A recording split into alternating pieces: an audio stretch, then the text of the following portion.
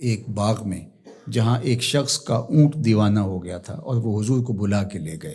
اونٹ دیوانہ ہو جائے تو سخت نقصان دہ ہوتا ہے، تو صحابہ کہتے ہیں کہ حضور جب داخل ہوئے تو ہم ڈرے کہیں حضور کو نقصان نہ پہنچا دے، کیونکہ وہ حضور کو دیکھ کے دوڑتا ہوا آیا، لیکن جو ہی وہ قریب آیا تو منظر عجیب تھا، اس نے اپنی پیشانی حضور کے قدموں میں رکھ دی اور سجدہ ریز ہو گیا۔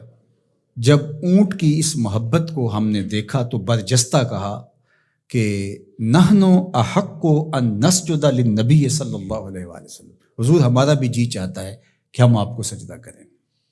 تو جب آقا کریم علیہ الصلوۃ والسلام نے صحابہ کے اس مطالبے کو سنا تو فرمایا کہ اگر اللہ کے علاوہ کسی اور کے لیے سجدہ روا ہوتا تو میں بیوی کو حکم دیتا کہ وہ شوہر کو سجدہ کرے۔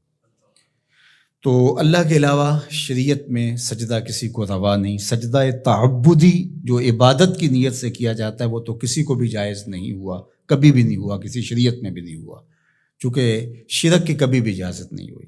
لیکن جو سجدہ تعظیمی ہے وہ پچھلی شریعتوں میں جائز تھا، لیکن اس امت کے اندر اس کے بھی روک دیا گیا تاکہ اس کا راستہ ہی بند کر دیا جائے۔ ایاک نعبد و ایاک نستعین،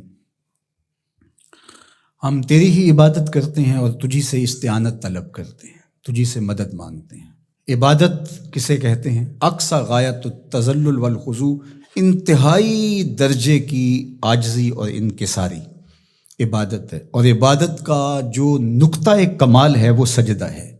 سجدے سے بڑھ کر عبادت کا کوئی روپ نہیں ہو سکتا، اور بندے کو سب سے زیادہ قربت رب کی سجدے میں ہی نصیب ہوتی ہے۔ تو ہماری عبادتیں اللہ کے لیے ہیں، اس لیے بندہ اس کے حضور کھڑے ہو کر کے عرض گزار ہوتا ہے کہ مالک میرا سر تیرے حضور جھکے گا۔ تو یہ جو تقدم ہے کا وہ اس لیے ہے تاکہ یہ حسر پیدا کر دیا جائے کہ ہماری پیشانی اللہ کے علاوہ کسی کے آگے نہیں جھکتی۔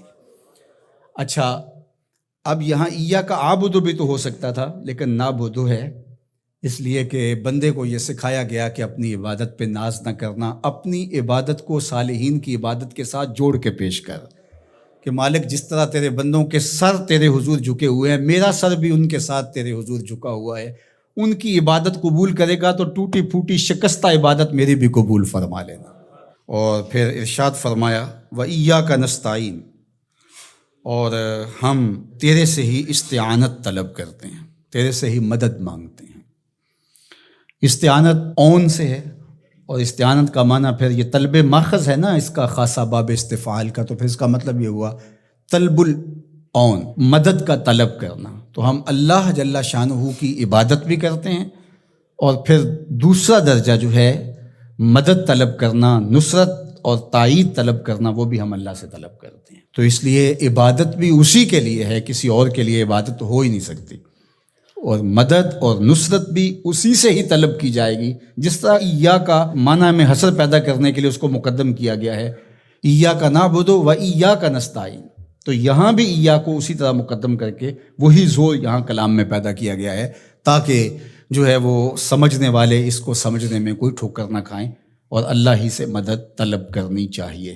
باقی مجازن اگر کسی سے آپ طلب کرتے ہیں مدد، تو آپ کے اعتقاد میں یہی ہوتا ہے کہ وہ اللہ کی دی ہوئی توفیق سے میری یہ مدد کر سکتا ہے۔ اگر ایسا ہو تو وہ اس کے زمرے میں نہیں آئے گی۔ ڈاکٹر سے دوا لینے جاتے ہیں تو شفا تو من جانب اللہ ہوتی ہے۔ یہاں آج کل جو ہے وہ نور بٹ رہا ہے، تو یہ کہا جائے کہ انہوں نے مجھے نور دے دیا، تو نور تو اللہ ہی دینے والا ہے، لیکن یہاں مجازی معنی ہوگا۔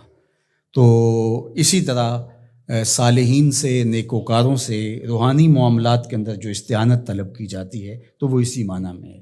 حقیقی معنی کے اندر جو ہے وہ استعانت اللہ تعالیٰ جل شانہ کی ہے۔ باقی رہی بات عبادت کی، تو عبادت تو کسی کی مجازن بھی نہیں ہو سکتی اور حقیقتاً بھی نہیں ہو سکتی سوائے اللہ کے۔ یہ ساری کہانی بیان کرنے کے بعد اپنی وفاداری کا یقین دلایا، اور پھر ہاتھ پھیلا کر کے اس نے کہا اہدنا الصراط المستقیم، مالک تجھ سے صراط مستقیم طلب کر رہا، ہدایت مانگی صراط مستقیم کی، سیدھی راہ۔